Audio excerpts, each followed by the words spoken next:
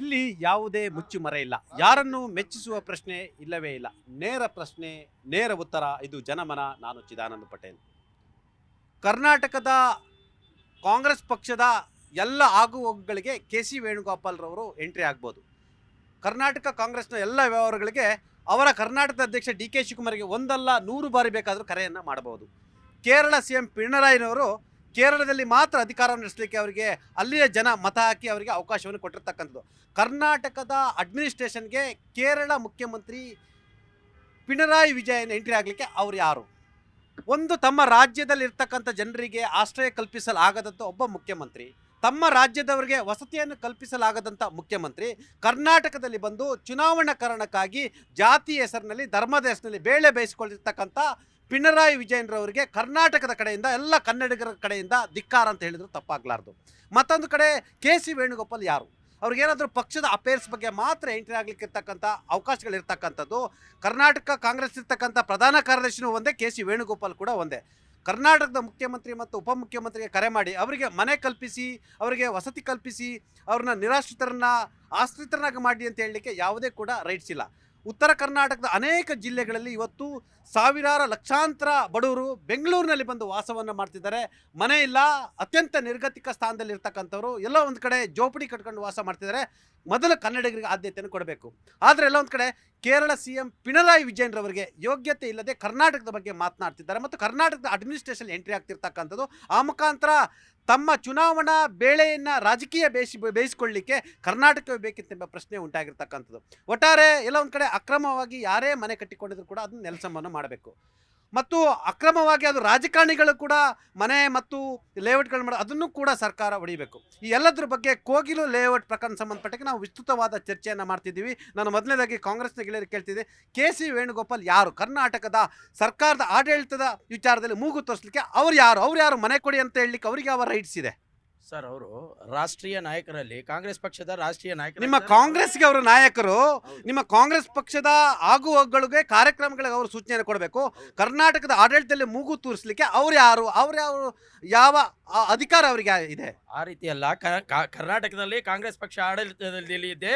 ಅದಾಗಿ ಇಲ್ಲಿ ಕಾಂಗ್ರೆಸ್ ಪಕ್ಷದಲ್ಲಿ ಅದು ಸರ್ಕಾರದಿಂದ ಏನು ಆಗುಹೋಗುಗಳಾಗಿದೆ ಕೋಗಿಲು ಲೇಔಟ್ನಲ್ಲಿ, ಆ ಮನೆಗಳು ಹೊಡೆದಿದ್ದಾರೆ, ಅದ್ರ ಬಗ್ಗೆ ಸರ್ಕಾರಕ್ಕೆ ಒಂದು ಕೆಟ್ಟ ಹೆಸರು ಬರಬಾರ್ದು, ಇಲ್ಲಿ ಅಪಪ್ರಚಾರ ಆಗಬಾರ್ದು ಅನ್ನೋ ಒಂದು ಕಾರಣಕ್ಕೋಸ್ಕರ ನಮ್ಮ ರಾಷ್ಟ್ರೀಯ ನಾಯಕರು ನಮ್ಮ ರಾಜ್ಯದ ನಾಯಕರಿಗೆ ಸಲಹೆಗಳನ್ನು ಕೊಟ್ಟಿದ್ದಾರೆ. ಅದು ಸ್ವಾಭಾವಿಕ. ಅವ್ರ ಕಡೆಯಿಂದನೂ ಸಲಹೆಗಳು ಬರುತ್ತೆ. ಅವ್ರ ಪಕ್ಷ ಆಡಳಿತ ಇದ್ದಾಗ ಅವ್ರ ಕಡೆಯಿಂದನೂ ರಾಷ್ಟ್ರ ಮಟ್ಟದ ನಾಯಕರು ಸಲಹೆ ಕೊಡ್ತಾರಲ್ವಾ? ಅವ್ರು ಕೊಡ್ತೀರಾ ಏನೋ ಸುಮ್ಮನೆ ಅವರೇ ನಡ್ಸ್ಕೊಂಡು ಹೋಗ್ತಾರಾ?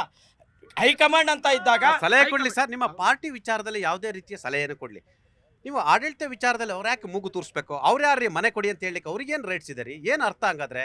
ಅವ್ರು ಎಲ್ಲೂ ಸರ್ ಆಜ್ಞೆ ಮಾಡಿಲ್ಲ, ನೀವು ಮನೆ ಕೊಡಿ ಅಂತ ಆಜ್ಞೆ ಮಾಡಿಲ್ಲ. ಎಲ್ಲೂ ಒಂದು ಆಜ್ಞೆ ಮಾಡಿರೋದಲ್ಲ. ಅವರು ಅರ್ಥ ಮಾಡ್ಕೊಬೇಕು. ಅವ್ರಿಗೆ ಏನ್ಗಂದ್ರೆ ಬರೀ ಯಾವ್ದ್ರಲ್ಲೂ ಕೂಗಾಡೋದು ಅಷ್ಟೇ ಗೊತ್ತಿರೋದು. ಅಲ್ಲಿ ಕೇಳಿರೋದೇನು, ಬಡವ್ರಿಗೆ ಅನ್ಯಾಯ ಆಗ್ತಾ ಇದೆ, ಅನ್ಯಾಯ ಆಗೋದಕ್ಕೆ ಬಿಡಬೇಡಿ. ನೀವು ದಯವಿಟ್ಟು ನೋಡಿ, ಅಲ್ಲಿ ಏನು ಸರಿ ಏನು ತಪ್ಪು ಅನ್ನೋದನ್ನ ವಿಚಾರಣೆ ಮಾಡಿ ಅದು ಏನಿದೆ ಅದನ್ನ ಸರಿಪಡಿಸಿ ಅಂತ ಹೇಳಿರೋದು.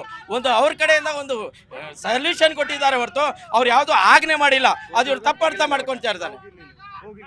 ಎಸ್, ಕೋಗಿಲೆ ಲೇಔಟ್ ಮನೆಯನ್ನ ತೆರವು ಮಾಡಿದಂಥ ಸ್ಥಳಕ್ಕೆ ಕೇರಳದ ಮುಸ್ಲಿಂ ಲೀಗರು ಬರ್ತಾರೆ.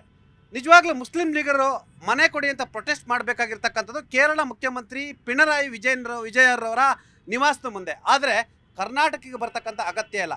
ಇಲ್ಲೂ ಕೂಡ ಧರ್ಮದ ಹೆಸರಿನಲ್ಲಿ, ಜಾತಿ ಹೆಸರಿನಲ್ಲೆಲ್ಲ ಒಂದು ಕಡೆ ರಾಜಕೀಯ ಮಾಡಲಿಕ್ಕೆ ಬಂದರು. ಕೇರಳ ಸಿ ಎಂ ಪಿಣರಾಯಿ ವಿಜಯನ್ ಯಾವ ನಾಯಕರಿ? ಕರ್ನಾಟಕ ಆಡಳಿತ ಯಂತ್ರಕ್ಕೆ ಅವ್ರ್ಯಾರು ಮೂಗು ತೂರಿಸಲಿಕ್ಕೆ? ಅದಕ್ಕೆ ಹೇಳೋದು ಸರ್, ಈ ಸರ್ಕಾರ ಬೆನ್ನುಮೂಳೆರದ ಸರ್ಕಾರ ಅನ್ನೋದು ಕಾಂಗ್ರೆಸ್ ಸರ್ಕಾರಕ್ಕೆ. ಅದಕ್ಕೆ ನಾವು ಟೀಕೆ ಮಾಡುವಂಥದ್ದು. ಯಾಕೆಂದರೆ ಎಲ್ಲೋ ನಡೆಯುವಂಥ ಕೇರಳದ ಚುನಾವಣೆಗೆ ಅವರ ಒಂದು ಬೇಳೆ ಬೇಯಿಸ್ಕೊಳ್ಳೋಕ್ಕೆ, ಕರ್ನಾಟಕದ ರಾಜಕೀಯದ ಹಿತಾಸಕ್ತಿಯನ್ನು ಬಲಿಕೊಳ್ಳೋಕೆ ಅವ್ರು ಯಾರದಲ್ಲಿ? ನಾನು ಅದೇ ಕೇಳ್ತೀನಿ. ಅವರು ಟ್ವೀಟ್ ಮಾಡಿದ ತಕ್ಷಣ ಕೆ ಸಿ ವೇಣುಗೋಪಾಲ್ ಟ್ವೀಟ್ ಮಾಡ್ತಾರೆ. ಅವರು ಟ್ವೀಟ್ ಮಾಡಿದ ತಕ್ಷಣ ನಮ್ಮ ಮುಖ್ಯಮಂತ್ರಿಗಳು, ಉಪಮುಖ್ಯಮಂತ್ರಿಗಳು ಎದ್ದಿ ಬಿದ್ದಿ ಓಡೋಗ್ತಾರಲ್ಲ. ಇದೇ ಶಬರಿಮಲೆ ಕೇಸ್ನಲ್ಲಿ ಇದೇ ಶಬರಿಮಲೆ ಗೋಲ್ಡ್ ಸ್ಮಗ್ಲಿಂಗ್ ಕೇಸ್ನಲ್ಲಿ ಆ ಪಿಣರಾಯಿ ವಿಜಯನ್ ಅವ್ರ ಮುಖ್ಯಮಂತ್ರಿಗಳ ಅವರ ಒಂದು ಆಸ್ಥಾನದಲ್ಲೇ ಆ ಸ್ಮಗ್ಲಿಂಗ್ ಕೇಸ್ ಇದೆ. ಅದ್ರ ಬಗ್ಗೆ ಟ್ವೀಟ್ ಮಾಡೋಕ್ಕೆ ಮುಖ್ಯಮಂತ್ರಿಗಳಿಗೆ ತಾಕತ್ತಿದೆಯಾ? ಮಾಡ್ಲಿ ನೋಡೋಣ. ಅದಲ್ಲಿ ಅವ್ರಿಗೆ ಯಾಕೆ ಸರ್ ರಿಯಾಕ್ಟ್ ಮಾಡಬೇಕು? ಸರ್, ನೀವು ಅಕ್ರಮ ಅಂತ ಒಂದು ಲೇಔಟನ್ನು ಬಡಾವಣೆಯನ್ನು ಘೋಷಣೆ ಮಾಡಾದ್ಮೇಲೆ ಪ್ರತಿ ಕಾಗದ ಪತ್ರಗಳನ್ನು ಸರ್ಕಾರ ಪರಿಶೀಲಿಸಿರುತ್ತೆ. ಪರಿಶೀಲಿಸಾದ್ಮೇಲೆ ಅಕ್ರಮ ಅನ್ನಕ್ಕೆ ಏನು ಸರ್ ಇವ್ರಿಗೆ ದಾಡಿ ಬಂದಿರೋಂಥದ್ದು? ಅಕ್ರಮನ ಸಕ್ರಮ ಮಾಡಕ್ಕೆ ಹೋಗ್ತಾ ಇದ್ದೀರಲ್ರಿ ನೀವು. ನಿಮಗೆ ಕೋಗಿಲಿ ಲೇಔಟ್ ಅಕ್ರಮ ಸರ್. ಈಗ ಇವ್ರಿಗೆ ಆಸಕ್ತಿ ಏನು ಗೊತ್ತಾ ಸರ್? ಅದು ವಾಸಿಂ ಬಡಾವಣೆ, ಫಕೀರ್ ಬಡಾವಣೆ ಅಂದಿದ್ದಕ್ಕೆ ಮಾತ್ರ ಇವ್ರಿಗೆ ಆಸಕ್ತಿ. ಅದೇ ಚಿದಾನಂದ್ ಬಡಾವಣೆ, ಜಗನ್ ಬಡಾವಣೆ, ಪ್ರೇಮ್ ಬಡಾವಣೆ ಅಂದಿದ್ರೆ ಇವ್ರು ಮೂಸುಗಳ ನೋಡ್ತಾ ಇರಲಿಲ್ಲ. ಅವರದಲ್ಲಿ ವಾಸಿಂ ಬಡಾವಣೆ ಅಂತಿದ್ ಹೋಗ್ತಾ ಇರೋಂಥದ್ದು. ಆಮೇಲೆ ಇವ್ರಿಗೇನು ಅಂತಂದ್ರೆ ಅಲ್ಲಿರೋ ಅಂತ 150 ಫ್ಯಾಮಿಲಿ, ಮುಸ್ಲಿಂ ಫ್ಯಾಮಿಲಿ ಏನಿದೆ ಅವ್ರ ಬಗ್ಗೆ ಕಾಳಜಿ. ಇದೇ ತರ 327 ಬೇರೆ ಬೇರೆ ತೆರವುಕರಣ ಮಾಡಿದ್ಯಲ್ಲ, ಅವ್ರಿಗೆಲ್ಲ ಯಾವ ಕಾಳಜಿ ಮಾಡಿದ್ದೀರಾ? ಯಾವ ಪುನರ್ವಸತಿ ಮಾಡಿದ್ದೀರಾ? ನೀವು ಪುನರ್ವಸತಿ ಕಲ್ಸ್ಬೇಕಂದ್ರೆ ನಿಮ್ಮ ಮನೆ ಇದನ್ನ ಕಳ್ಸ್ರಿ. ಸರ್ಕಾರದ ದುಡ್ಡು, ನಮ್ಮ ದುಡ್ಡು, ನಮ್ಮ ತೆರಿಗೆ ದುಡ್ಡು, ಅದನ್ನ ಯಾಕೆ ಮಾಡ್ತೀರಾ? ನಾಚಿಕೆ ಆಗ್ಬೇಕು ನಿಮ್ಗೆ. ಕೇರಳ ಮುಸ್ಲಿಂ ಲೀಗ್ ಅವರು ಕೋಗಿಲೆ ಲೇಔಟ್ಗೆ ಬರ್ತಾರೆ, ಪರಿಶೀಲನೆ ಮಾಡ್ತಾರೆ, ಕರ್ನಾಟಕ ಸರ್ಕಾರಕ್ಕೆ ಒತ್ತಾಯ ಮಾಡ್ತಾರೆ. ಅವ್ರು ಯಾರ್ರಿ? ಅವ್ರಿಗೇನು ರೈಟ್ಸ್ ಇದೆ ಇಲ್ಲಿ? 6 ತಿಂಗಳಲ್ಲಿ ಎಲೆಕ್ಷನ್ ಇದೆ. ಆ ಮುಖಾಂತರ ನಾವು ಅಲ್ಪಸಂಖ್ಯಾತರ ಪರವಾಗಿದ್ದೀವಿ ಅನ್ನೋ ಮುಖಾಂತರ ಕರ್ನಾಟಕಕ್ಕೆ ಮೂಗು ತೂರಿಸ್ತಾರೆ ಅಂತ ಹೇಳಿದ್ರೆ ಬಹುಶಃ ಕೇರಳದವರಿಗೆ ಮನೆ ಕೊಡೋ ಯೋಗ್ಯತೆ ಇಲ್ಲ ಅಂತ ಕಾಣುತ್ತೆ. ಹಾಗಾಗಿ ಅಲ್ಲಿಂದ ಇಲ್ಲಿ ವಲಸೆ ಬಂದಿದ್ದಾರೆ ಅಂತ ಅನ್ಸುತ್ತೆ. ನೋಡಿ, ಅದೇ ಆಗ್ತಾ ಇರೋದು. ಈ ಬೆಂಗಳೂರಿನಲ್ಲಿ ಸಾಕಷ್ಟು ರಾಜ್ಯದಿಂದ ಎಲ್ಲರೂ ವಲಸೆಯನ್ನು ಬಂದಿರತಕ್ಕಂಥದ್ದು. ಅವರ ರಾಜ್ಯಗಳಲ್ಲಿ ಅವ್ರಿಗೆ ಕೆಲಸ ಇಲ್ಲ ಮತ್ತು ಅವ್ರಿಗೆ ವಸತಿಗಳಿಲ್ಲ.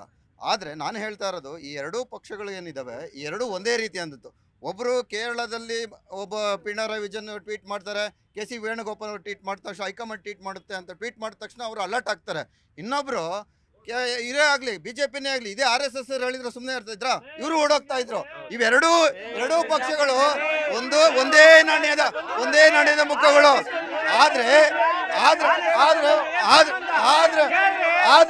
ಆದ್ರೆ ಕೇಳಿ ನೋಡಿ, ಆದ್ರೆ ಬೇಕಾಗಿರ್ತಕ್ಕಂಥ ಇದೆ. ಈಗ ಬಿಜೆಪಿಯ ಪರಮಾತ್ಮರು ಕೋಗಿಲು ಲೇಔಟ್ ಪ್ರಕರಣಕ್ಕೆ ಬಿಗ್ ಟ್ವಿಸ್ಟ್. ಅಕ್ರಮದ ಸೂತ್ರಧಾರಿಗಳು ಬಿಜೆಪಿಯ ಪರಮಾತ್ಮರು. ನೋಡಿ, ಅಕ್ರಮ ಲೇಔಟ್ ಮಾಡಿರೋದೇ ತಪ್ಪು. ಅಕ್ರಮ ಲೇಔಟ್ ನ ತಡಿದೇ ಇರೋದು ಸರ್ಕಾರಗಳದ್ದು ತಪ್ಪಾಗುತ್ತೆ. ಈಗ ಮುಂಚೆ ಇದ್ದಿದ್ದಂತ 23ರಲ್ಲಿ ಇದ್ದ ಸರ್ಕಾರ ಬಿಜೆಪಿ ಆಗಿತ್ತು, 23 ನಂತರ ಬಂದಿದ್ದು ಕಾಂಗ್ರೆಸ್. ಎರಡೂ ಪಕ್ಷದ ತಪ್ಪಿದೆ. ಆದ್ರೆ ತಪ್ಪನ್ನು ತಿದ್ಕೊಳ್ಳೋದು ಹೇಗೆ? ಅಲ್ಲಿ ನಿಜವಾದ ಪ್ರಾಮಾಣಿಕರು, ನಿಜವಾದ ನಮ್ಮ ರಾಜ್ಯದ ಬಡವರು ಇದ್ರೆ ಅವರಿಗೆ ಪುನರ್ವಸತಿ ಕಳಿಸ್ಕೊಡಿ. ಅನ್ಯ ರಾಜ್ಯದವರು, ಬಾಂಗ್ಲಾದವರು ಆಗ್ಲಿ, ಮತ್ತೆ ಕೇರಳದವರು ಆಗ್ಲಿ, ಯಾರೇ ಆಗ್ಲಿ, ಅವರು ಮುಸಲ್ಮಾನರಾಗ್ಲಿ ಒಂದೇ. ನೋಡಿ, ಈ ರಾಜ್ಯದಲ್ಲದ ಬೇರೆ ರಾಜ್ಯದ ಮುಸಲ್ಮಾನರಾಗ್ಲಿ, ಕ್ರಿಶ್ಚಿಯನ್ ಆಗ್ಲಿ, ಹಿಂದೂಗಳೇ ಆಗ್ಲಿ, ಬೇರೆ ರಾಜ್ಯವರಿಗೆ ಪುನರ್ವಸತಿ ಕಲ್ಪಿಸ್ಕೊಡ್ಬೇಡಿ. ನಮ್ಮ ರಾಜ್ಯದ ಬಡವರಾದ್ರೆ ಕಲ್ಪಿಸ್ಕೊಡಿ. ಕನ್ನಡಿಗರಿಗೆ ಉದ್ಯೋಗ ಕಲ್ಪಿಸಿ, ಕನ್ನಡಿಗರಿಗೆ ವಸತಿಯನ್ನು ಕೊಡಿ ಅಂತ ಹೇಳ್ತಿರ್ತಕ್ಕಂಥ ನಾನು ಆಗ್ಲೇ ಹೇಳಿದೆ. ಬಿಜಾಪುರ, ಬಾಗಲಕೋಟೆ ಸೇರಿದಂತೆ ಉತ್ತರ ಕರ್ನಾಟಕ ಸೇರಿದಂತೆ ಅನೇಕ ರಾಜ್ಯದ ಮೂಲೆ ಮೂಲೆಗಳಿಂದ ಬಂದಿರತಕ್ಕಂಥ ಕನ್ನಡಿಗರು ಇವತ್ತು ಬೀದಿಯಲ್ಲಿ ಇರ್ತಕ್ಕಂಥದ್ದು. ರಾಜೀವ್ ಗಾಂಧಿ ವಸತಿ ನಿಗಮಕ್ಕೆ, ಅದು ಭಾರತೀಯ ಜನತಾ ಪಕ್ಷ ಸರ್ಕಾರದಿಂದ ಹಿಡಿದು ಈ ಸರ್ಕಾರದವರು ಕೂಡ ಕಳೆದ 10 ವರ್ಷಗಳಿಂದಲೂ ಕೂಡ ಲಕ್ಷಾಂತರ ಅರ್ಜಿಗಳನ್ನು ಹಾಕಿದ್ದಾರೆ ಮನೆ ಕೊಡಲಿಕ್ಕೆ. ಇವತ್ತವರೆಗೂ ಕೂಡ ಒಂದು ಮನೆಯನ್ನು ಯಾವ ಸರ್ಕಾರಗಳು ಕೊಟ್ಟಿಲ್ಲ. ಆದರೆ ಎಲ್ಲ ಒಂದು ಕಡೆ ಕೇರಳ ಲಾಬಿಗೆ, ಹೈಕಮಾಂಡ್ ಲಾಬಿಗೆ ಈ ರಾಜ್ಯ ಸರ್ಕಾರ ಮಣಿದು ಎಲ್ಲ ಒಂದು ಕಡೆ ಬೇರೆ ರಾಜ್ಯದ ನಿರಾಶ್ರಿತರಲ್ಲಿ ಎಲ್ಲ ಒಂದು ಕಡೆ ಜಾಗವನ್ನು ಆಕ್ಯುಪೈ ಮಾಡ್ಕೊಂಡು ಇಲ್ಲಿ ಮನೆ ಕಟ್ಕೊಟ್ಟವ್ರಿಗೆ ಮನೆ ಕೊಡ್ತಾ ಹೋದರೆ ಕರ್ನಾಟಕ ರಾಜ್ಯದ ಪರಿಸ್ಥಿತಿ ಏನಾಗಬೇಕು? ಕೇರಳದಲ್ಲಿ ಅವರಿಗೆ ಮನೆ ಕೊಡಬೇಕಾಗಿರ್ತಕ್ಕಂಥ ಜವಾಬ್ದಾರಿ ಇರ್ತಕ್ಕಂಥ ಕಮ್ಯುನಿಸ್ಟ್ ಸರ್ಕಾರ ಆ ಕೆಲಸವನ್ನು ಮಾಡದೆ ಎಲ್ಲೊಂದು ಕಡೆ ಇನ್ನು 6 ತಿಂಗಳಲ್ಲಿ ಬರ್ತಕ್ಕಂಥ ಚುನಾವಣೆಯ ಕಾರಣಕ್ಕಾಗಿ ಎಲ್ಲೊಂದು ಕಡೆ ಕರ್ನಾಟಕದ ರಾಜಕೀಯವನ್ನು ಮಾಡೋ ಮುಖಾಂತರ ಬೇಳೆ ಬೇಯಿಸಲಿಕ್ಕೆ ಹೊರಟಿರ್ತಕ್ಕಂಥದ್ದು. ಇದರ ನಡುವೆ ಸನ್ಮಾನ್ಯ ಘನ ಸರ್ಕಾರದ ಕಂದಾಯ ಸಚಿವರಾಗಿರ್ತಕ್ಕಂಥ ಕೃಷ್ಣ ಬೈರೇಗೌಡರವರ ವಿಧಾನಸಭಾ ಕ್ಷೇತ್ರದ ವ್ಯಾಪ್ತಿಗೆ ಬರ್ತಕ್ಕಂಥ ಕೋಗಿಲೆ, ಈ ಒಂದು ಕೋಗಿಲೆಯಲ್ಲಿ ಕೃಷ್ಣ ಬೈರೇಗೌಡರ ಆಪ್ತರೆಂದು ಹೇಳಿಕೊಳ್ಳುವಂಥವರು ಅಲ್ಲಿ ಸುಮಾರು 150ಕ್ಕೂ ಹೆಚ್ಚು ಸೆಡ್ಗಳನ್ನು ನಿರ್ಮಾಣ ಮಾಡಿರ್ತಕ್ಕಂಥದ್ದು. ಆ ಸೆಡ್ಗಳಿಗೆ ತಲಾ ಆ ಜನಗಳಿಂದ 1 ಲಕ್ಷ ರೂಪಾಯಿಯನ್ನು ಪಡೆದುಕೊಂಡಿರ್ತಕ್ಕಂಥದ್ದು ಮತ್ತು ಪ್ರತಿ ತಿಂಗಳು 1 ರಿಂದ 2 ಸಾವಿರ ರೂಪಾಯಿ ಹಣವನ್ನು ಪಡೆದುಕೊಂಡಿರ್ತಕ್ಕಂಥದ್ದು. ಆ ಮುಖಾಂತರ ಖಾಲಿ ಜಾಗಕ್ಕೆ ಬೇಲಿ ಹಾಕಿ ಸೆಡ್ಡನ್ನು ನಿರ್ಮಿಸಿದವರು ಯಾರು ಅಂತ ಹೇಳಿದ್ರೆ ಅದು ಕೃಷ್ಣ ಬೈರೇಗೌಡರ ಅತ್ಯಾಪ್ತರು ಅಂತೇಳಿ ಗಂಭೀರ ಆರೋಪ ಕೇಳಿ ಬಂದಿರತಕ್ಕಂಥದ್ದು. ಇದರ ನಡುವೆ ಆಮ್ ಆದ್ಮಿ ಪಾರ್ಟಿಯವರು ಕೂಡ, ಭಾರತೀಯ ಜನತಾ ಪಕ್ಷದವರು ಕೂಡ ಅಲ್ಲೊಬ್ಬ ಇದ್ದ ಅಂತ ಹೇಳ್ತಿದ್ದಾರೆ. ಆ ಮುಖಾಂತರ ಎಲ್ಲ ಒಂದು ಕಡೆ ಈ ಮಂತ್ರಿ ಮಹೋದಯರು ತಮ್ಮ ಚೇಲಾಗಳಿಗೆ, ತಮ್ಮ ಬಾಲಬುಡುಕರಿಗೆ ಅವಕಾಶ ಕೊಡೋದ್ರಿಂದ ಅವರು ಮಂತ್ರಿ ಹೆಸರಿನಲ್ಲಿ ಅಧಿಕಾರವನ್ನು ದುರುಪಯೋಗ ಮಾಡಿಕೊಂಡು ಸೆಡ್ ಹಾಕಿರ್ತಕ್ಕಂಥವ್ರಿಗೆ ಏನು ಮಾಡ್ಬೇಕು ಹೇಳಿ? ಮೊದಲನೇದಾಗಿ ಸರ್, ಇದಕ್ಕೆಲ್ಲ ಮೂಲ ಕಾರಣಕರ್ತ ರಾಹುಲ್ ಗಾಂಧಿ ಅಂತ ಹೇಳ್ತೀನಿ. ಯಾಕೆ ಅಂದ್ರೆ ಕೃಷ್ಣ ಬೈರೇಗೌಡ್ರಿ ಸುಮ್ಮನೆ ರೀ, ಕೃಷ್ಣ ಬೈರೇಗೌಡರು ಅವ್ರ ಆಪ್ತ ಅವನು ರಾಹುಲ್ ಗಾಂಧಿ ಅವರು ಕುತಂತ್ರದಿಂದ ಇವತ್ತು ಇವತ್ತು ವೇಣುಗೋಪಾಲ್ ಅವರಿಗೆ ಅವರು ಮಾಡ್ತಾ ಇರೋದು ನಾವು ಒಂದು ನಿಮಿಷ ಕೇಳಿದ್ರೆ ನಾವು ಸಾರಥಿಗಳು ಆಟ ಇವತ್ತಿನ ದಿನ ಒಂದ್ ನಿಮಿಷ ಕೇಳಿಸ್ಕೊಡ್ರಿ.